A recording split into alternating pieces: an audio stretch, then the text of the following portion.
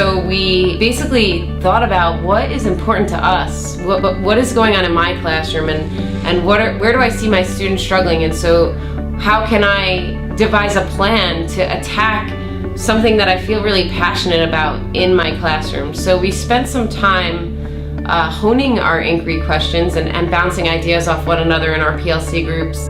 Once everybody had an idea of what they wanted to look at, we looked for scholarly articles and research to sort of either back our ideas or support our ideas or build upon our ideas. And from there, we took the research and we came back with it and we shared it with our groups. And then we moved into an action plan. How can I pull this research towards my classroom and use it in a meaningful way, in a concrete way? How can I do this with my students and see if I can get this better result than I've been getting? And then we came back with our student work, and we really let the student work speak for the results. So we all brought student work and we examined it in very small groups, and we bounced ideas off each other. We looked at the student work. Are there instances of where the students are doing what we're expecting them to do or what we were hoping to see them do, and where's their gaps in their learning, and where do we see them struggling, and what are ways that we can further our thinking to close those gaps and to ensure that all the students are learning in our classrooms. So I think it created a forum for teachers to really be reflective, and it made that reflective process recursive so that it was continual and you were coming back to the same question over and over until you felt that you got it to a place where you saw the results that you wanted. And by having the student work be the quantitative data or qualitative data that we were looking at, it really forced the teacher to take a step back and have the student work speak for the result. And I hope other teachers will sort of get inspired by what they saw happening. So I encourage you to, when you're done watching this video, please, use the people who you saw in it, who are your colleagues and you have collegial relationships with already, as resources to find out some more information about the PLC program this year and what we're doing. I was always early coming because I was so excited to get here, because it was such an exciting project. It really was, the project, but also listening to what else was going on, that improvement was happening, to see the enthusiasm in my colleagues, people that sometimes I see walking around down in the dumps, came in and they were like, yeah, what are we gonna do now? And attentive, listening, excited, engaged. And that's what we want in our classrooms. We can't get that in our classrooms if we don't have it in ourselves. Being part of the professional learning community was extremely motivational and inspirational for me. It focused me in a way that I hadn't experienced all year. I enjoyed coming to work a little more. I was a little more inspired, and I had a lot more collaboration with teachers that I ordinarily wouldn't talk to in a day. We met more, we emailed each other more, and I purchased a couple of books. I signed up for a conference. I was encouraged and I was motivated. So we all tried the same sort of idea together in 4 different disciplines, and it was quite remarkable. I just was really encouraged that this idea there was so much interest in it, and then they were all researching and we were all talking about the research together.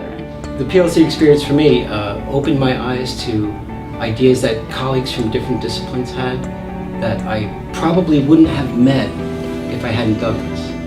The 3 people I worked with, I've known for 3 or 4 years, but never once asked them a question about teaching. So I think that part of this is because it's specific to me.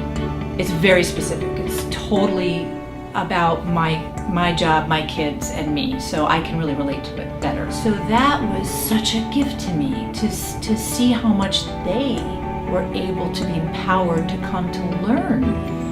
It's their learning that we want them to feel good about, and if they feel comfortable stretching and taking a risk and asking questions, isn't that the whole point? Okay. It's collaborating, but I rarely run into English teachers or math teachers or even gym teachers and get to really discuss lesson plans, what are you doing in your classroom. And it was nice to just figure out what we're all doing and the problems that we're all facing, because it makes you feel better as a professional. All right, it's not what's going on in my classroom, and it also makes you be more objective about trying to tackle those problems. But as I started researching it, I was so amazed at how many other paraprofessionals, professionals, educators, doctors were using the same sort of techniques in a different way, and there was so much research out there that I was absolutely and incredibly excited. It's so hard as teachers when we're trying to get together and find that time. You have your 39 minutes. By the time you get halfway across the building to find another teacher to converse with, you have to turn around and come back. And it's unfortunate, and it's not the best way to be educators. We're spinning our wheels, we're doing things on our own all the time, and it's so much work and we're drained. We don't have as much to give to everybody else, especially the kids or our families when we go home. But through the PLCs, you have that time. You are committed to staying together. Everyone there is committed to the cause. We have enthusiasm, we have passion, and it's just a beautiful thing. And so the PLCs doesn't matter how long you've been teaching. It doesn't matter whether it's been 20 years or 1 year. You'll always learn. You'll always get an idea of what you want to get done. The PLC to me was absolutely an opportunity for me to express things without feeling that I was being judged, that people were looking down at me because I was having issues with certain areas. So I felt it was a perfect opportunity for me to brainstorm ways I could help my students improve, with reading, the close reading strategies when I was speaking to the English teachers. And so I think for me, it was a great opportunity, and I would definitely recommend it for everyone. Working in PLCs for me brought out a side that I think gets lost in the regular school day, and that is the professional side of teaching. To meet with my colleagues about what matters to me in my classroom. So I saw immediate impact in my learning outcomes for students. I was able to bring in a problem that mattered to me, not one that somebody else picked out for me or said is a problem. I picked out my own. I was able to use the knowledge and expertise of my colleagues to help me kind of wade through that problem and come up with a couple of different ways that I could approach the problem so that more students were meeting the outcome that I wanted them to have. You're collaborating with your colleagues in a way that you don't and you haven't done before. Like, I didn't expect it to be such a growth experience as it has been. I thought it would be some type of growth, but it was the most growth I felt in a professional development class than I've had in a long time. So I think PLCs are a good opportunity for us as teachers to work together to try and find different things we can do in our classrooms it's going to work for us. I love the choice. We had choice to decide what we wanted to discuss and research. Whatever problem I had in my class, there wasn't an administrator telling me I needed to focus on that. So, and it was risk-free. I didn't have to worry about being judged by any of my colleagues or an administrator. If I was struggling with something, I felt safe enough to do it. This experience was very empowering because it let me see that the little things, or even some of the bigger things that are problems in my classroom, can be resolved by a little bit of research and working with my colleagues. And the collaborative part of it was huge. That made all the difference. And when we looked at individually, when we looked at our data that we collected for our question, individually we all said, well, this is nice, but what do I do with it? And then when we came back in whole group, suddenly things made more sense when we started fitting in other people's data. What worked best for me was that I brought my problem to the class, to my colleagues. We talked together about best solutions.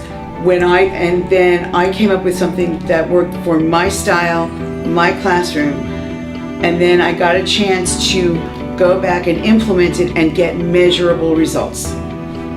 And that experience of doing research, scholarly or professional research, and then the discussion, and then implementing it, and then actually doing the quantification of the results made me like myself better as a teacher. So this is the era of the professional teacher, and though we throw that term around a lot, it's sort of time to take over where top-down professional development has kind of gone by the wayside.